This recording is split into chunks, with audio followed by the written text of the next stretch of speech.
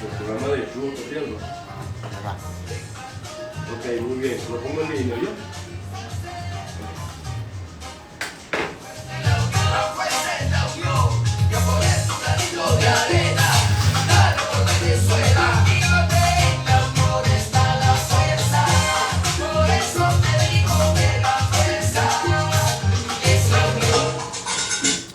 Muy buenas noches, Venezuela, bienvenidos todos a este su espacio. La Fuerza es la Unión, una tribuna abierta de la sociedad democrática venezolana para compartir con todos ustedes, más allá de cualquier distingo puntual, partidista o ideológico, la angustia, la preocupación, la justa indignación por lo que ocurre en nuestro país y también la certeza, la confianza, la esperanza de que trabajando juntos, de que remando unidos en la misma dirección, seremos capaces de construir la Venezuela de trabajo y de respeto, la Venezuela con alimentos y con medicinas, la Venezuela con democracia y con libertad, que todos necesitamos y que ciertamente todos merecemos.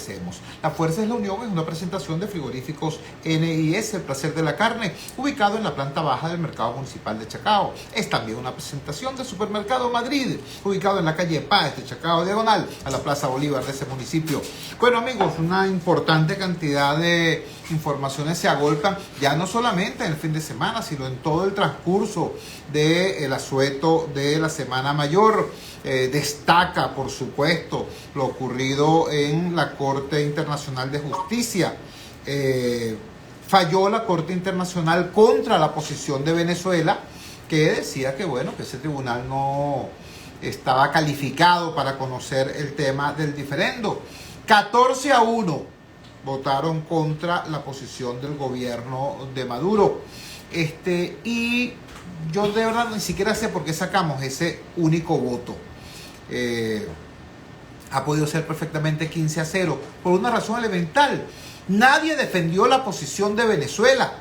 El gobierno de Maduro se limitó a decir, nosotros no creemos, pero no fueron al tribunal, no fueron a las audiencias, no defendieron la posición que plantearon. Y bueno, prácticamente eso fue perder por forfeit. Eso fue lo que ocurrió.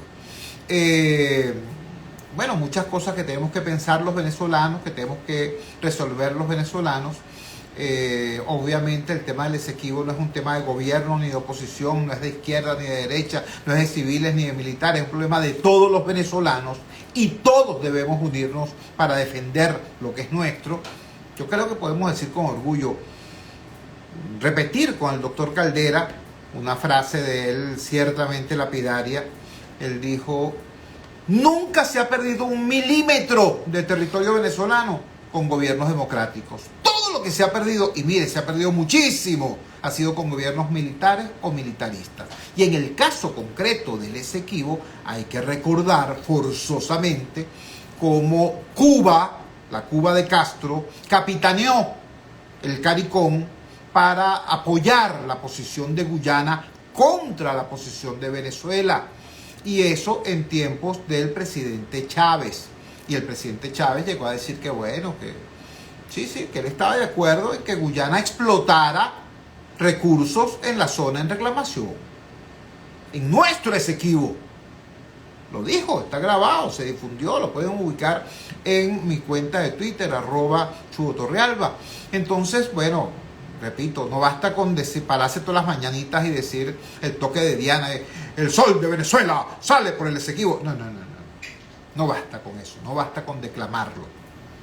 Además, la soberanía no consiste simplemente en reclamarla, hay que ejercerla.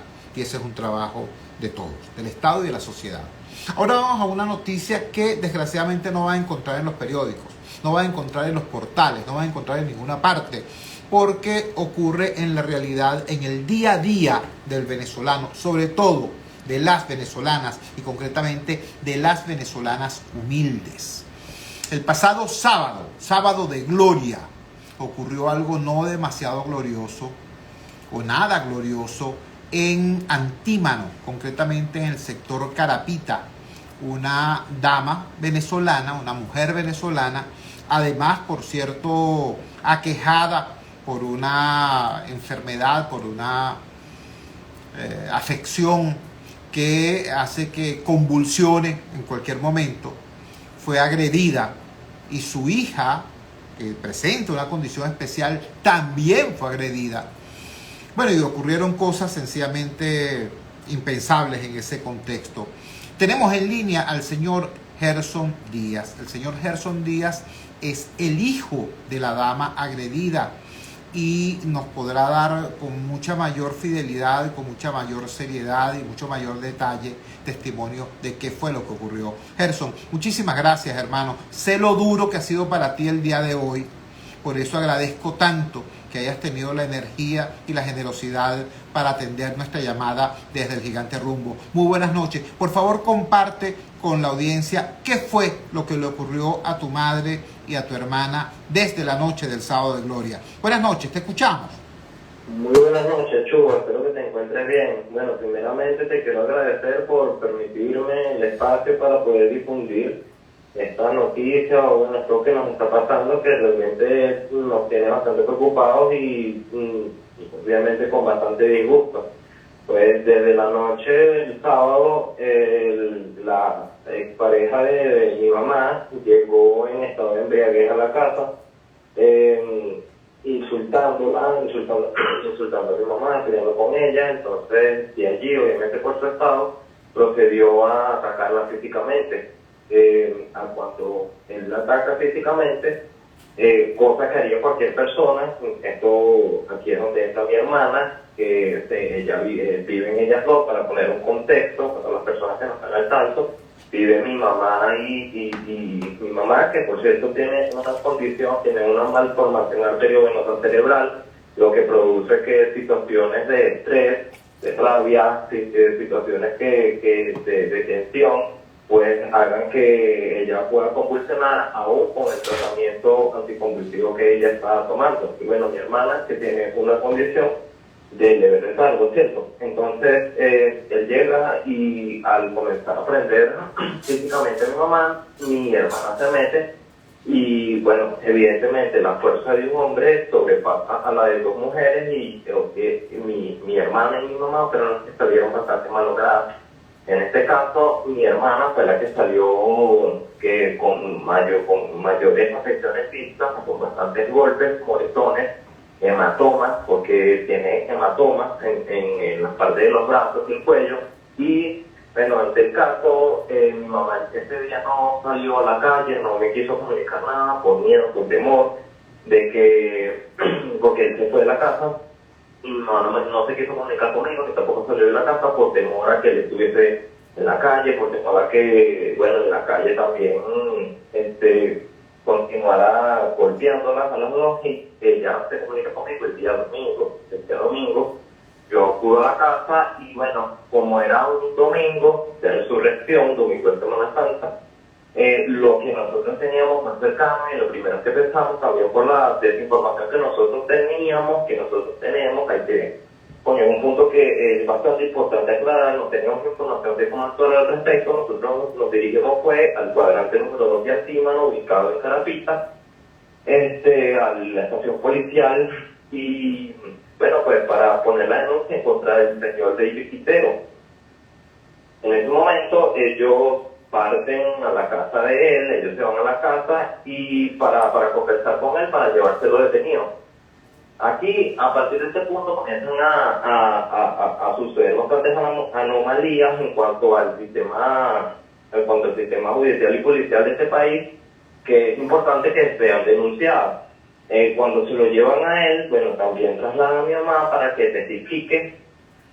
A mi hermana, desde un principio la dejaron por fuera, aun cuando mi hermana es la que tiene mayores hematomas, mayores golpes, la desestiman y la dejan a un lado y a la comisaría parroquial de Antímano, ubicada en La Yaguara, por donde está el Hotel Dubai. Entonces allí, como se lo llevaron nada más a ellos dos, nosotros nos trasladamos con nuestra propia cuenta al lugar, y cuando llegamos al lugar, pues nos encontramos con la terrible noticia y con la sorpresa de que mi mamá, quien es la víctima, también tendría que quedarse detenida junto con el victimario. Obviamente no en la misma celda, pero también se tenía que quedar ahí retenida, reclusa, porque ellos estaban alegando rines. Pues porque, bueno, simplemente Gerson, escúchame un segundito, Gerson, un poco para ubicar, para que nuestra audiencia se ubique en concreto. Ya entendimos que tu madre y tu hermana fueron agredidas por este sujeto en estado de embriaguez. Entendimos que fueron al día siguiente a poner la denuncia al cuadrante de seguridad y de allí se produjo la detención de este señor y fueron hasta la jefatura allá en La Yaguara, hasta la dependencia policial de la PNB allá en La Yaguara. Nos está diciendo que desestimaron la participación de tu hermana, que es la persona que está más golpeada, y entiendo que tu hermana también presenta una condición especial, ¿correcto? Correcto. Exacto, entonces una joven especial fue agredida físicamente y sin embargo no tomaron en cuenta su testimonio ni las hematomas que tenía en el cuerpo. Entonces, cuando ustedes llegaron allá, se encuentran con que tu mamá estaba detenida. O sea, no estaba declarando en tanto que víctima, sino que les atribuyeron otro delito y la detuvieron. ¿Es correcto eso? Eso es correcto. Procedieron a detenerla bajo los cargos de riña, supuestamente porque, procesar los casos por violencia de género, entonces acarrearía más problemas tanto para los policías como para nosotros, que somos las personas que estamos poniendo la denuncia. Entonces ellos, para liberarse de ese problema rápidamente, lo colocaron por riña y ya. Pero entonces, ¿dónde está el problema? Que mi mamá es una víctima. Ella es víctima, entonces ella tiene que pagar los platos rotos, ella tiene que pasar malos ratos, ella tiene que estar recluida en un lugar tratada como una delincuente cuando ella es la víctima por delincuencia de género, pues. Entonces nosotros el día de hoy acudimos al Ministerio Público, mi hermana acudió, yo acudí junto con mi hermana al Ministerio Público a colocar formalmente la denuncia contra el ciudadano agresor de Quintero, y evidentemente en el tribunal nosotros nos fuimos al Ministerio Público atención a la violencia de género. Claro. Y allá evidentemente ellos se dieron cuenta de que hubo una mala praxis policial, hubo malos procedimientos policiales, porque ellos no debieron haber en primera instancia estimado las condiciones en las que se encuentra mi hermana y las condiciones en las que se encuentra mi mamá, que ambas tienen condiciones diferentes pero condiciones especiales. Entonces, en primera instancia ellos se dieron cuenta de esto y nosotros levantamos formalmente la denuncia y actualmente mi mamá aún se encuentra allá retenida. Háblanos de eso, porque entiendo que ustedes cuando se dirigieron al Ministerio Público, la Fiscalía, se encontraron con la información de que tu señora madre iba a ser presentada en tribunales hoy mismo. ¿Se produjo esa audiencia? ¿Se produjo esa presentación? No, la presentación ante los tribunales no pudieron efectuar el día de hoy, dado que ellos lo que hicieron fue la reseña y unos exámenes forenses. Entonces, nosotros estuvimos por allá haciendo la diligencia y nos habían comentado que presuntamente querían presentarla sin haber realizado los exámenes forenses, por lo cual evidentemente le dijeron que no era el procedimiento adecuado y por eso es que levantan la reseña y para el día de mañana es que hacen la presentación como tal. Pues entonces hay aquí un punto muy importante que hay que poner en tela de juicio, y es, hoy me pasó a mi mamá, pero yo estoy seguro que le debe pasar a muchas mujeres que van a poner una denuncia en contra de su victimario y simplemente por el temor de que ellas también salgan perjudicadas no lo hacen, porque supuestamente la ley de los derechos contra las mujeres promueven que ellos tienen que garantizar los derechos a las mujeres, ellos tienen que fortalecer las políticas públicas para prevenir los delitos contra las mujeres, y simplemente cuando uno va en pro de eso que se promueve en la ley contra la protección de las mujeres, hacen todo lo contrario. Gerson, ya por último, porque se nos acaba el tiempo, quería que nos precisaras dos cosas. Primero, esta información de que hubo una mala praxis policial, concretamente una calificación errónea del delito. Una cosa es violencia contra la mujer y otra cosa es una riña simple. Entiendo que si hay mala praxis, hay la posibilidad de proceder a demandar no solamente al agresor, sino también a los funcionarios que incurrieron en esa mala praxis. Sí, evidentemente nosotros estamos en búsqueda primeramente de que mi mamá ya está durmiendo para el día de mañana en casa, con el favor de Dios, y de allí en adelante nosotros poder también denunciar a todos aquellos funcionarios y fiscales que no hicieron el procedimiento adecuado, el procedimiento debido, y bueno, conjuntamente con la asesoría que me puedan brindar, porque para serles bastante honesto, uno desconoce bastante sobre las leyes y sobre cómo uno debe proceder. Evidentemente nosotros sí estamos dispuestos y vamos a montar la denuncia en contra de los policías y los fiscales que no actuaron como debieron haber actuado. Gerson, vamos a comunicarnos nosotros con la gente de ABESA, que es una asociación, una organización no gubernamental vigilante del tema de los derechos de las mujeres. Vamos a hablar también con la gente de Feminismo Inc., vamos a hablar también con la gente de Provea y vamos a ponerlos en contacto para que les proporcionen el apoyo legal y la orientación que pudieran requerir. Y bueno, toda nuestra solidaridad y toda nuestra palabra de apoyo humilde como ciudadanos y como comunicadores. Un gran abrazo y buenas noches. Muchísimas gracias. Era Gerson Díaz. Gerson Díaz es el hijo de la señora Claudia Manzanares, es hermano de Jessica Díaz Manzanares. Jessica Díaz Manzanares es una joven que presenta una condición especial. Claudia Manzanares es una señora que tiene un diagnóstico de malformación arteriovenosa cerebral, lo que le ocasiona convulsiones.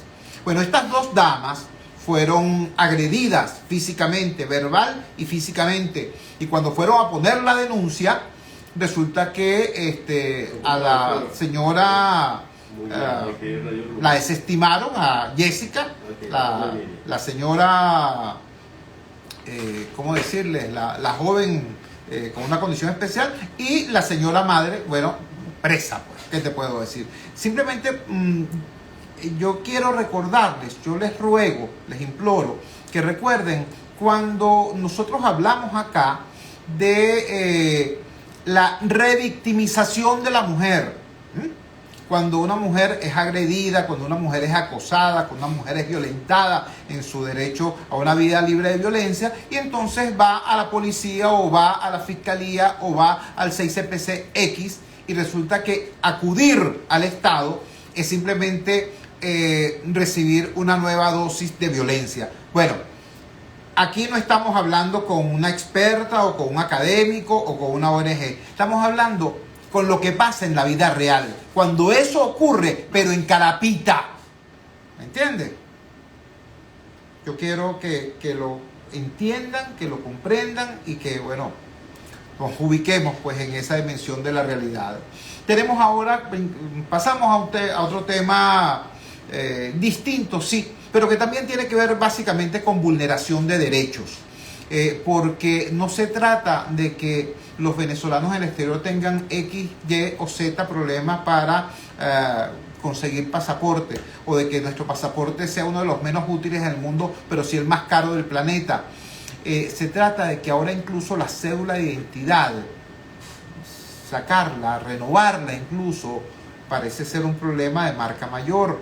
Ha habido anuncios oficiales en ese sentido y ha habido una posición muy interesante que ha sido esgrimida por la organización no gubernamental Control Ciudadano para la Seguridad y la Defensa sobre estos anuncios a propósito de una supuesta nueva cédula de identidad. Por cierto, tienen años amenazando con eso. Años, que si la nueva cédula va a tener un chip, que si va a tener un código de barra, que si va a tener un dron pegado, X, cualquier cantidad de cosas. Pero lo que no han dicho es cómo se va a hacer eso apegado a la ley y de manera transparente. Y ese ha sido el planteamiento precisamente de Control Ciudadano. Tenemos en línea a la doctora Rocío San Miguel, presidente de Control Ciudadano para la Seguridad y la Defensa Nacional. Rocío, gracias por atender nuestra llamada desde el Gigante Rumbo. Muy buenas noches. Cuéntanos, ¿cuál es la preocupación institucional que tiene Control Ciudadano a propósito de estos anuncios y de esta situación que afecta ciertamente el derecho a la identidad? Te escuchamos. Muchísimas gracias, Chugo, por la oportunidad. Importantísimo dejar de relieve que el derecho a obtener documentos públicos que compruebe la identidad de una persona es un derecho humano garantizado por la Constitución de la República Bolivariana de Venezuela en su artículo 56. Y es un derecho que está permanentemente siendo vulnerado. Cualquier persona que en este momento intenta ingresar a la página web del SAINE simplemente es rebotada. Hay toda una serie de obstáculos que están generando un filtro enorme en la nueva, puesta en escena de plataforma para lo que se llama la renovación de la cédula de identidad. En este contexto, además de una manera muy particular, el viernes 7 de abril, el Viernes Santo, un momento en el que el país está distraído, anda pendiente de su Semana Santa, el director del SAINE, Gustavo Vizcaíno, da un anuncio importantísimo para los venezolanos y dice: se está evaluando una nueva modalidad de cédula.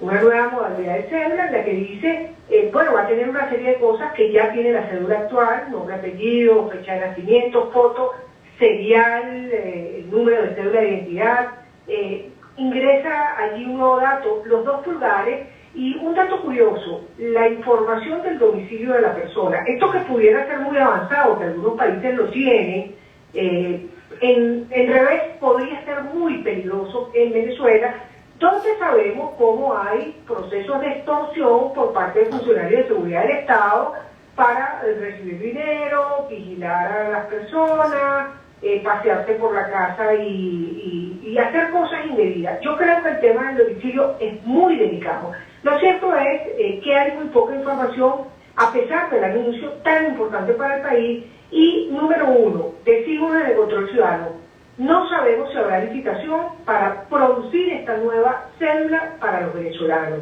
¿Qué sentido tiene producir una cédula en este momento cuando se está haciendo una apertura de la plataforma para seguir produciendo el documento clasificado tradicional? ¿Qué empresas se van a contratar y están siendo evaluadas para liderar el proceso? No podemos olvidar que a principios del año 2000 se contrató a Cuba para adelantar lo que fue un proceso de lo que se llamó la plataforma de identificación en Venezuela y de registro civil. Queremos saber quién está detrás de este proceso, qué presupuesto se estima tendrá el proyecto, qué alcance de información tendrá esta cédula. Repito, consideramos peligroso incluir el domicilio en la cédula. ¿Qué medidas de protección de datos se establecerán en el proceso? Es decir, con este amplio y masivo proyecto de cedulación nacional, ¿quién va a manejar la data y qué resguardo de información tenemos los venezolanos garantizados sobre esta nueva inserción de datos que la República obtiene de nosotros? Porque en Venezuela hay mucha debilidad, yo diría total, en el tema de la protección de datos personales.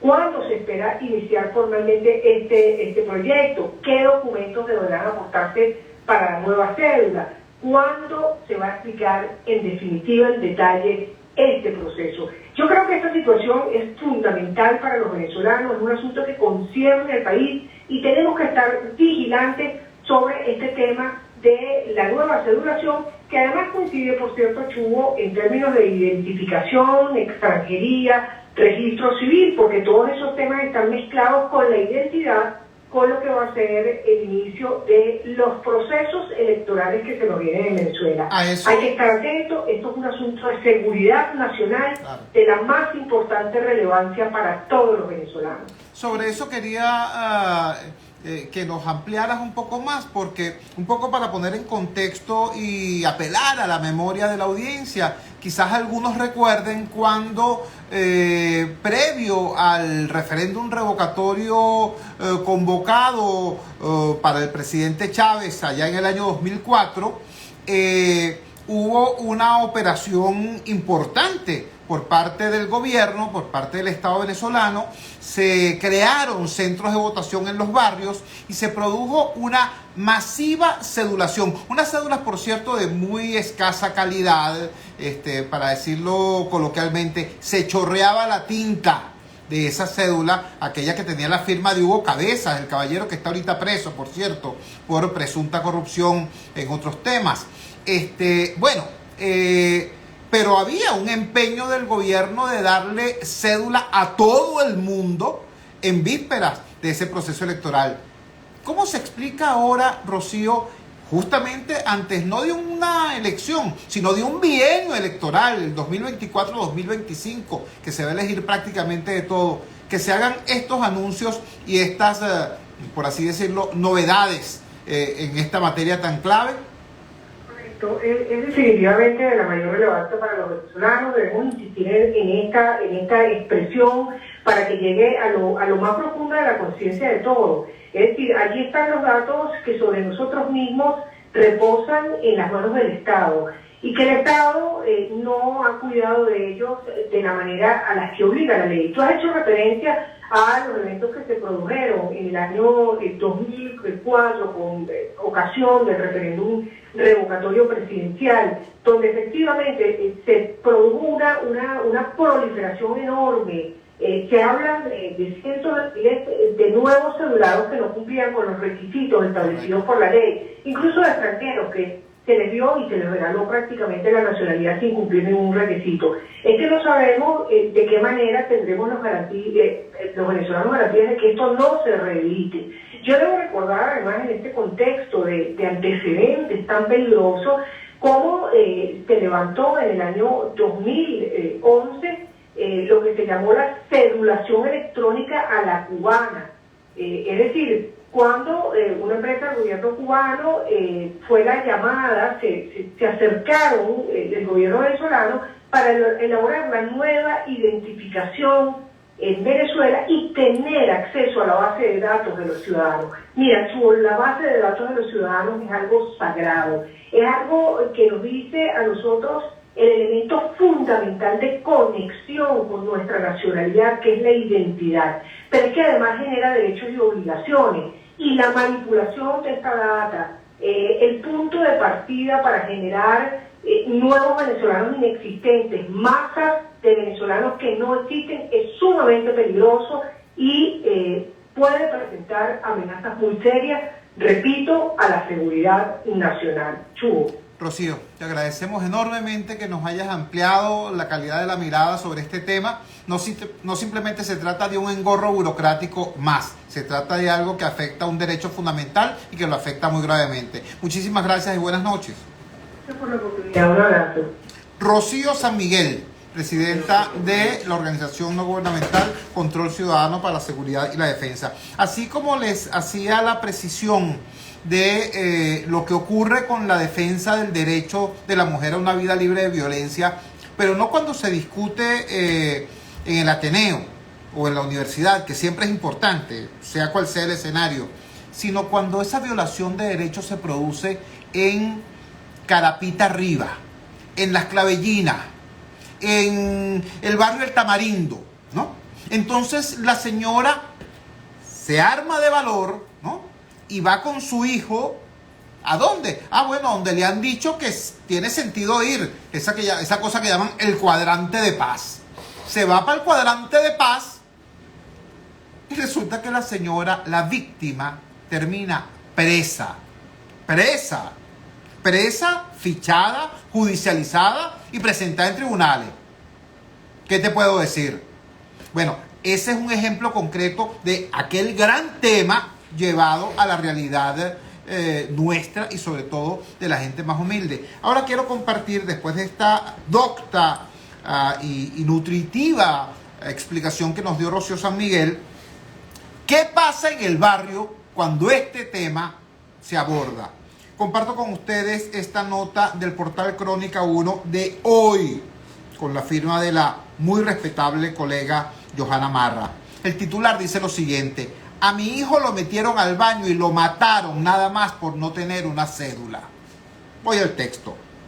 José Ramón Márquez Batista, de 18 años de edad, salía para ir a trabajar la mañana del viernes 7 de abril, el pasado viernes.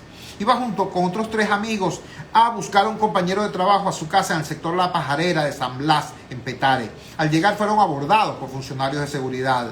Cuando Miriam Márquez, madre de José Ramón, llegó al sector, no tenía claro qué pasaba. Creía que su hijo había sido detenido y trasladado a la sede de la policía del municipio Sucre, en La Urbina. Horas después, se enteró de que José Ramón murió por un impacto de bala en el tórax en un supuesto operativo policial en San Blas. Los amigos de José Ramón, quienes se encontraban con él en ese momento, fueron detenidos esa mañana y liberados el mismo día en la noche, de acuerdo con el testimonio de Miriam. La madre denunció que en el sitio había varias personas que indicaron que los funcionarios les pidieron la cédula a los jóvenes, pero José Ramón no tenía documentos. Miriam Márquez contó en la medicatura forense de Bellomonte que la vivienda donde ocurrieron los hechos fue arropada por numerosos miembros de cuerpos de seguridad, incluyendo el Cuerpo de Investigaciones Científicas, Penales y Criminalísticas y la Brigada de Acciones Especiales. Miriam manifestó que nunca pudo sacarle la cédula a su hijo por un error que tenía en su partida de nacimiento. Siempre tuve que explicar el problema de la partida de nacimiento. Este caso está en la fiscalía desde el año pasado. Yo, como madre preocupada, siempre planteaba el motivo, el por qué él no tenía cédula. La familia informó que el joven se dedicaba a vender chupetas y limpiaba vidrios por las Mercedes, Chacaíto y Plaza Venezuela. También contó que estudiaba bachillerato en las noches, era jugador de basquetbol y dejó huérfana a una niña de 7 meses. Tenía menos de 2 años viviendo en esa zona de Petare. Era oriundo de Barlovento, Estado Miranda. Según información extraoficial, el pasado viernes 31 de marzo fallecieron 8 personas en un presunto operativo del 6CPC y el Comando Anti-Extorsión y Secuestro y la Dirección contra la Delincuencia Organizada, también en San Blas. Sin embargo, solo fueron identificados 4 personas, Iván José Valdespino, Víctor José Genis Villa, Andy Steven y Ruiz Velasco. La ONG Lupa por la Vida documentó que en el año 2022 policías y militares asesinaron a 824 personas en Venezuela en presuntas ejecuciones extrajudiciales.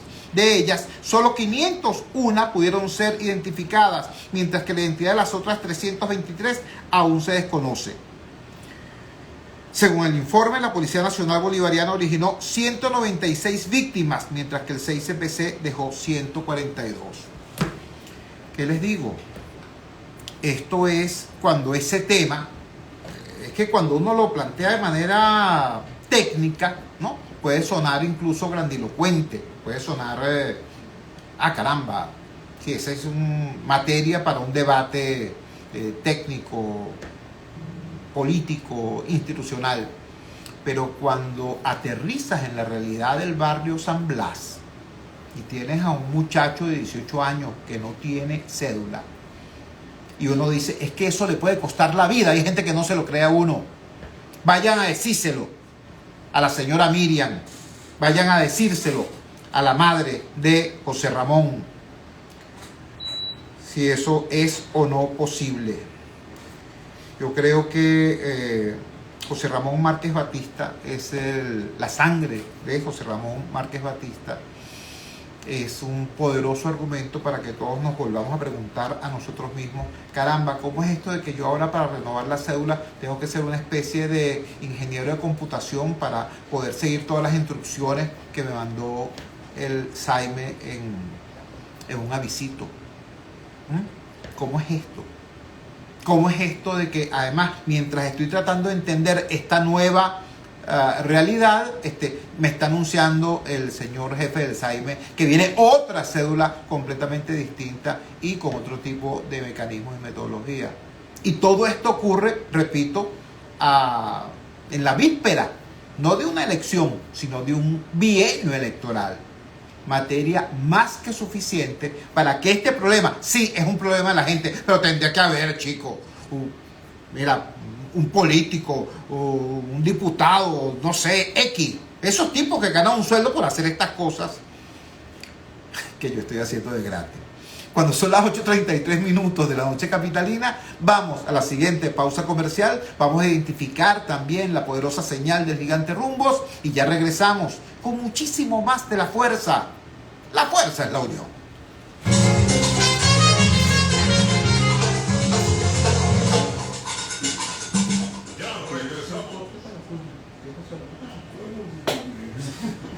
Llegamos del pasado. Yo sí me diste. Entonces, ahorita a las 45 las 7. Ay. No vaya a ser. Ahorita pongo una para que entres tú y... Vale.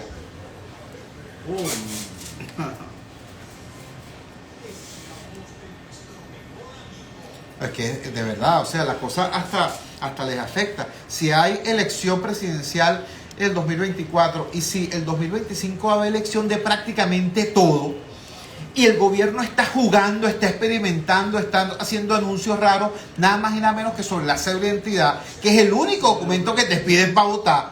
Chicos, y que estos tipos, yo no entiendo. Y entonces gastar más real con lo más, aparte de lo que se han robado. Exactamente, tal cual. Y en la web www.radiorumbo No lo hacen para que haya peos, no se puedan, no, que no me abren la página y no se puedan inscribir y menos votar. Tal cual. Oye, que son tramposos, ¿vale? Y mi crítica general siempre, esta gente todavía defiende. En unas largas vacaciones. Posada Mansión Budget. Villas equipadas con cocina, nevera, aire acondicionado. Bueno, en Valencia, el gobernador de La Cava presentó a Anuel. Yo vi. Según los comentarios, estaba cobrando $500,000. Y en medio de la actuación del muchacho, paró la vaina y no hay aumento para los maestros porque no hay diario. ¿Qué tal? Y llevándose $500,000. Y además lo llevó para La cárcel de Tocuyo. a que se reuniera con su fan. Y en el centro comercial Propatria nivel 2, frente a Factory, se por aquí volvieron está locos. Porque ahora tenemos el Alfredo Mesa, 20% de descuento ¿cómo está usted? ¿Cómo le va? en Oyente de todo. lujo, Ya, saludos. 633, Saludos a Santiago también. 019. Vale. Aproveche esa locura, aprovecha que es por tiempo limitado. Y a partir del 24 de abril, Óptica Martínez y Bolívar tendrá consultas oftalmológicas a precios solidarios, previa cita. Caracas, visita la farmacia más grande de Latinoamérica, de lunes a domingo de La Guara, o también en la prolongación de la avenida Rómulo Gallegos, La Urbina, junto a Macro. Podrás encontrar medicinas, productos de cuidado personal, equipos e insumos médicos, área de belleza y deporte a precios jamás vistos. Vive saludable. Se escucha, Se siente. llega a todas partes. Con una programación completa y de calidad. Es Radio Rumbo 670 AM. Gigante. Publicidad. Y volvemos. En La Voz de América somos tu fuente de información internacional. Ingresa desde tu móvil o laptop a vozdeamerica.com e infórmate de lo que ocurre en Estados Unidos y el mundo. En redes sociales informamos cada instante.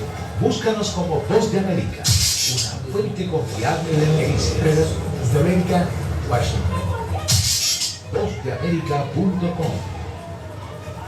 Son las 8:36. El comunicador popular, Chuo Torrealba, en La Fuerza es la Unión. Regresamos a La Fuerza es la Unión.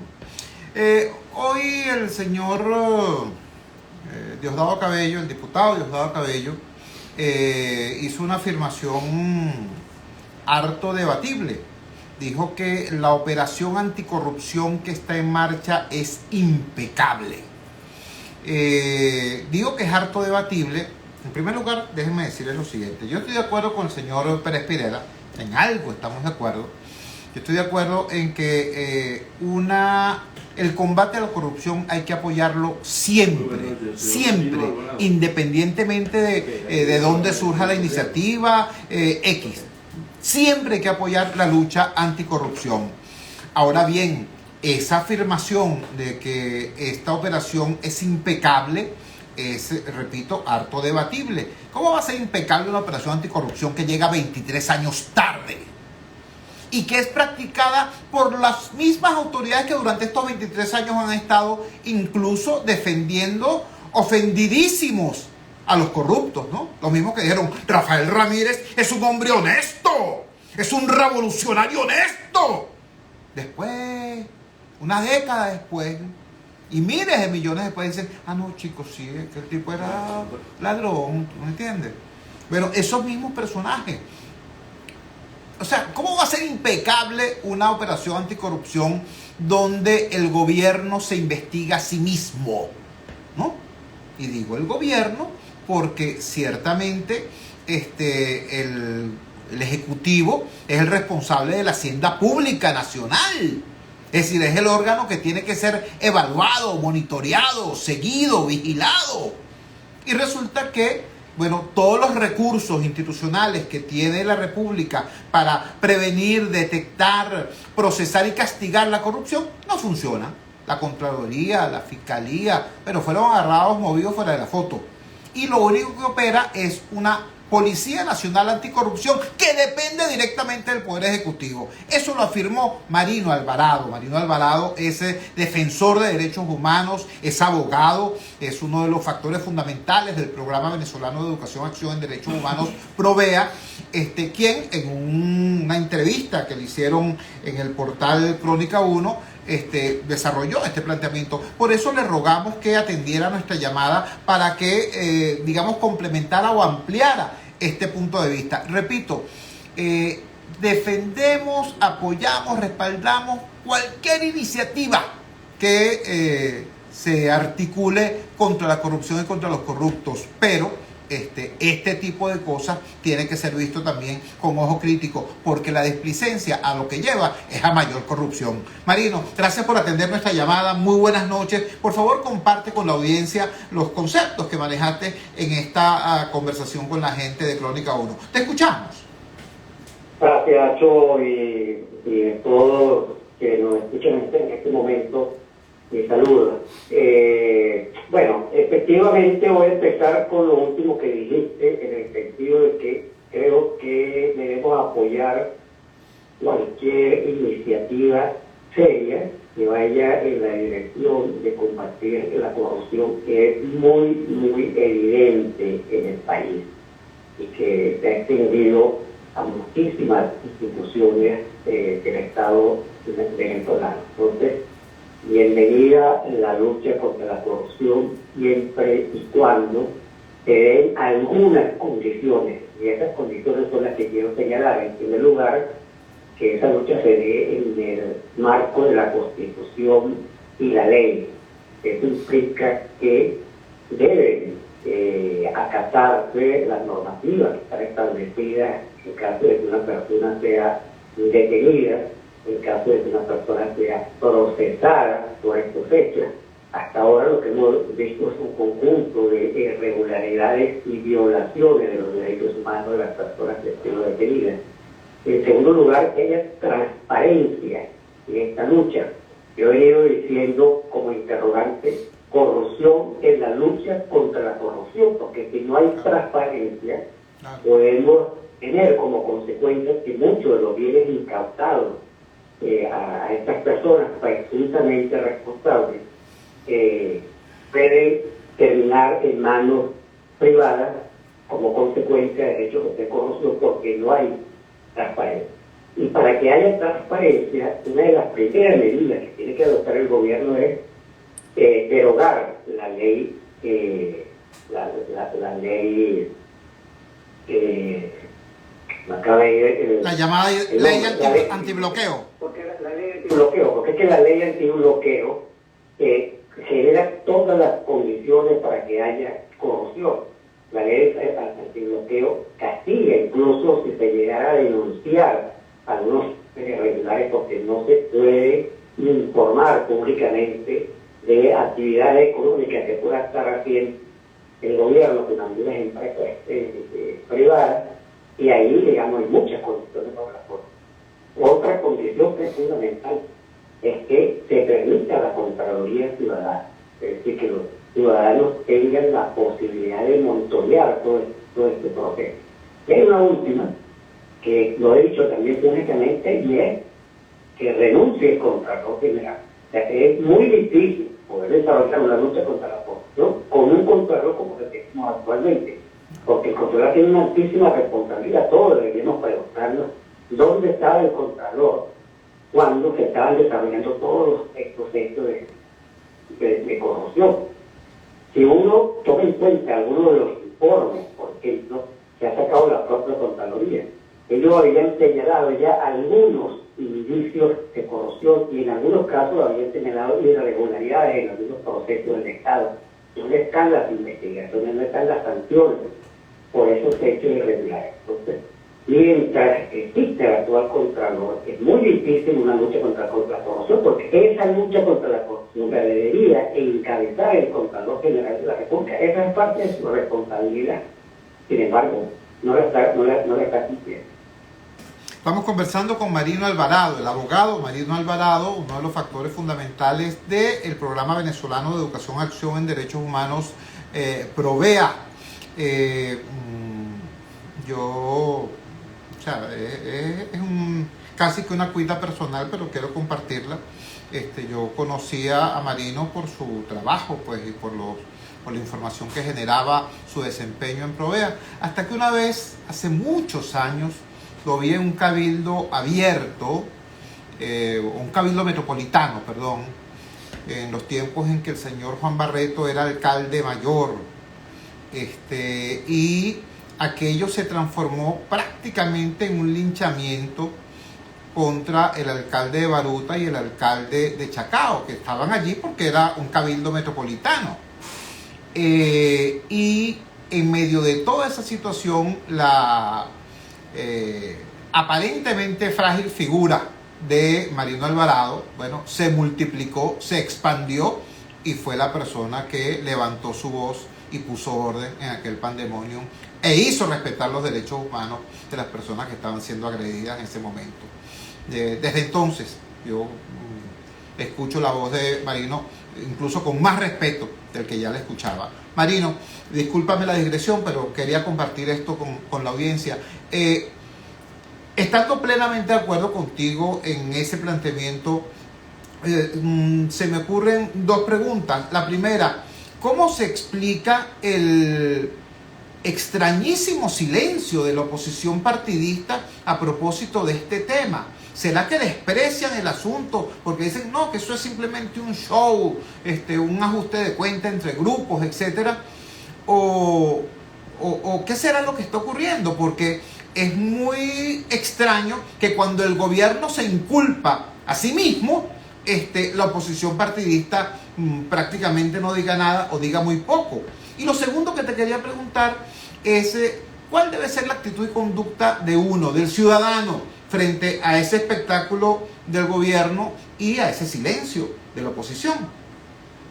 Bueno, voy a empezar por lo último. Yo creo que por la labor ciudadana, el papel que nos corresponde a ciudadanos, independientemente de la simpatía que pueda tener una situación o alguna alternativa política en el país, creo que todos debemos alzar la voz contra la corrupción y exigir que esa lucha sea una lucha seria y estar atento a las desviaciones. Una de las desviaciones que yo he advertido que pudiera darse es que se vaya a usar la lucha contra la corrupción para la persecución política.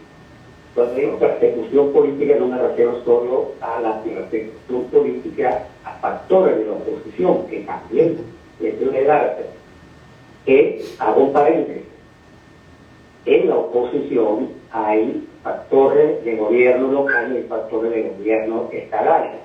Se puede y se debe investigar alguna irregularidad que pueda haber en algunas alcaldías, en algunas de las gobernaciones que están bajo control de la oposición, hay que hacerlo. es decir, no puede haber privilegios, pero ojo, esto es distinto a que se vaya a usar la lucha contra la corrupción para sacar del paso a activistas y dirigentes políticos, ya sean del propio gobierno, o sea, que son afectos al gobierno, sean de la oposición, donde el interés real no sea combatir la corrupción, sino sencillamente usar las cosas de la corrupción para la persecución política. Y ahí tenemos que estar muy alerta, porque eso puede ocurrir. Yo soy uno de los convencidos de que esta campaña anticorrupción tiene un componente electoral. Nicolás Maduro tiene su popularidad bastante baja, necesita, entre otros aspectos, establecer fórmulas que le permitan recuperar algo, digamos, de popularidad de la muchísima que ha perdido, y esta lucha contra la corrupción le puede ayudar. Y esa ayuda, entonces, puede venir desviaciones como la que estoy señalando. Por respecto a la oposición, yo creo que se pierden oportunidades. La oposición debería plantarse, en primer lugar, aplaudiendo, aplaudiendo las medidas que se han tomado, exigir que se respete la Constitución, muy posiblemente algunas de las personas que están detenidas tengan un nivel de responsabilidad, y otras, porque ya uno conoce cómo son estos operativos policiales, terminan llevándose también a gente que no tiene ningún nivel de responsabilidad. Por eso siempre hay que reivindicar la presunción de inocencia, el derecho que tienen las personas a defenderse, el que se le debe respetar su debido proceso, y ahí la oposición tiene que levantar la voz.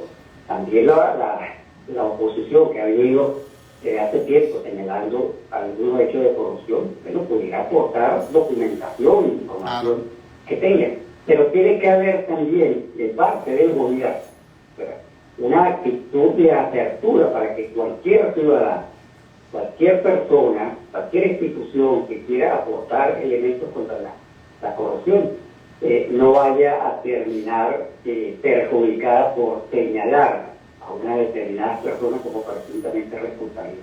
Tiene que haber de parte del gobierno una apertura que hasta ahora no lo ha habido, porque empieza a manejar el tema de la corrupción de una manera muy sectaria. Hay deficiencia, el mismo hecho de que la Policía Nacional Anticorrupción, no lo dijera, depende exclusivamente de Nicolás Maduro, ya eso genera una dificultad en la lucha contra la corrupción, porque no hay autonomía. Una policía anticorrupción debería tener autonomía que permita que se desarrolle investigaciones, pueda realmente cumplir eso de caiga quien caiga. Es decir, yo soy un convencido, por ejemplo, de que debe investigarse aquí la cúpula militar, porque la cúpula militar ha estado involucrada en muchos negocios, ha tenido responsabilidad en empresas del Estado, ha tenido responsabilidad y tiene responsabilidad en todo el desarrollo del arco minero. Bueno, porque no se investiga la cúpula militar, va a llegar la Policía Nacional hasta esos niveles para establecer qué nivel de responsabilidad pueden tener generales de la República en hechos de corrupción que han venido siendo denunciados por periodistas de investigación con trabajos muy serios, que yo reivindico y he venido reivindicando públicamente los trabajos de Armando Ilpo, por ejemplo, que tienen varios años con trabajos muy serios de investigación en materia de corrupción, y allá hay una enorme información, bueno, que esta Policía Nacional de Corrupción debería tomar, debería procesar y ver hasta dónde puede llegar a ese caiga quien caiga, que como lema está bueno, pero hay que ver si es cierto, si se va a cumplir. Así es. Marino, queremos agradecerte altamente que nos hayas regalado estos minutos y que hayas permitido a la audiencia aproximarse a la visión amplia y profunda que tú tienes de este fenómeno, de este proceso. Un gran abrazo, buenas noches. Gracias. Marino Alvarado, abogado, uno de los factores fundamentales del Programa Venezolano de Educación, Acción en Derechos Humanos, PROVEA, y bueno, muy claro, muy enfático en su planteamiento. Dice, hay que apoyar cualquier iniciativa de lucha contra la corrupción, hay que exigir que bajo el manto de la lucha anticorrupción no se utilicen esas instancias, ni esos mecanismos, ni esos procedimientos para sencillamente perseguir la disidencia. Y dice, es necesario que esto que se está haciendo se extienda a incluso aquellos actores que obviamente están involucrados en un conjunto de dinámicas económicas que pudieran estar afectadas también por estos procesos de involución corrupta. No puedo terminar mi programa de hoy sin referirme al tema del Dalai Lama. Vamos a la siguiente pausa comercial y al retorno haremos un breve comentario editorial sobre esto y sobre qué hacer en Venezuela ante esta situación. Publicidad y volvemos. Conéctate con la Voz de América desde tu móvil o en tu laptop. Escribe vozdeamerica.com y entra a un mundo de información. Vozdeamerica.com. Somos tu fuente de información internacional. Vozdeamerica.com, un mundo de información y una fuente confiable de noticias. Desde la Casa Blanca reporta Jorge Agobiano, de la Voz de América. Ángela González, Voz de América, Nueva York. José Parralete, Voz de América, Miami. Vozdeamerica.com. Y continuamos con La Fuerza es la Unión. Regresamos a La Fuerza es la Unión y quiero por supuesto expresar o sumar mi voz al repudio prácticamente universal al gesto inesperado del señor Dalai Lama en un acto público, un evento público, no solamente besar en la boca a un niño que se aproximó para saludarle, sino incluso pedirle que besara su lengua, tal cual. Mira, independientemente de la entidad, de la autoridad, la jerarquía o la fama de quien sea, la consigna es la misma. Los niños no se tocan, las niñas no se tocan. Comparto con ustedes parte de una declaración dada a Crónica 1 por el doctor Carlos Trapani, abogado y coordinador de SECODAP, los Centros Comunitarios de Aprendizaje, que son la ONG bandera en nuestro país en materia de defensa de los derechos de los niños, niñas y adolescentes. Trapani aseguró que las disculpas del Dalai Lama tras besar a un niño en la boca minimiza el hecho, lo reduce a un supuesto juego y no genera oportunidad de aprendizaje social. Recordó que el rol del adulto debe ser proteger, promover y garantizar los derechos de la niñez y la adolescencia. Yo creo que esta reflexión de Trapani es absolutamente pertinente. Luego afirma, la agresión sexual es violencia independientemente de quién sea el agresor. No hay justificación cultural, religiosa o social frente a estos hechos. Sea el Dalai Lama o cualquier otra figura pública, se genera una responsabilidad mayor. Yo estoy, repito, absolutamente de acuerdo con este planteamiento hecho por Carlos Trapani. Sugiero que sigan la cuenta también de Abel Saraiva. Abel Saraiva es, como ustedes saben, psicólogo y coordinador adjunto de SECODAP y es una persona que tiene un manejo muy serio, muy profundo, muy profesional de este tema. Él es el que nos recuerda a cada rato que los monstruos no tienen cara de monstruos porque no estamos en comiquita, estamos en el mundo real, y que los agresores no son un sujeto desconocido que se oculta en la sombra y brinca de repente. No, generalmente el agresor es alguien conocido de la familia, conocido del niño, conocido de la víctima, que por eso mismo logra construir la situación en la cual la agresión se hace posible, ¿no? Entonces, ese tipo de cosas hay que tenerlas muy pendientes. Pero yo sí quiero recordarles también un titular de hace muy pocos días de los amigos de CEPAS, otra ONG importante en nuestro país. Quiero recordarles esto porque es que hay que tener mucho cuidado. Esto es tan grave, esto que ocurrió con el Dalai Lama, que podemos caer en la tentación de manejar esto como un tema de moda, como cuando hablamos del zaperoco entre Shakira y Piqué. ¿Me entiendes? O cuando hablamos de la última grisapa entre Jennifer López y Ben Affleck. Pana, no. Esto es un tema extremadamente grave que aquí entre nosotros tiene una dimensión muy concreta y muy terrible. Muy terrible. Que esto nos sirva para recordar este titular generado por una denuncia que hizo CEPAS. 37 niñas fueron asesinadas en Venezuela en el 2022. Oye el texto. El Centro de Justicia y Paz, CEPAS, denunció que cada 9 días fue asesinada una niña en Venezuela durante el año 2022. Cada 9 días. En total fueron 37 asesinatos de niñas, según el balance anual de la organización. El informe, difundido el jueves pasado, contabilizó en total 282 asesinatos de mujeres de todas las edades durante el año pasado. Cada 9 días murió una niña por feminicidio en Venezuela en el 2022, afirmó la ONG. También destacó que 22 de las 37 víctimas menores de edad tenían menos de 5 años. Menos de 5 años. ¿Qué estoy diciendo yo? Que no es grave lo del Dalai Lama, no, es gravísimo, gravísimo. Y la disculpa en los términos en que lo hizo fue terrible, porque como bien dice la gente de SECODAP, intentó banalizar un hecho extremadamente grave.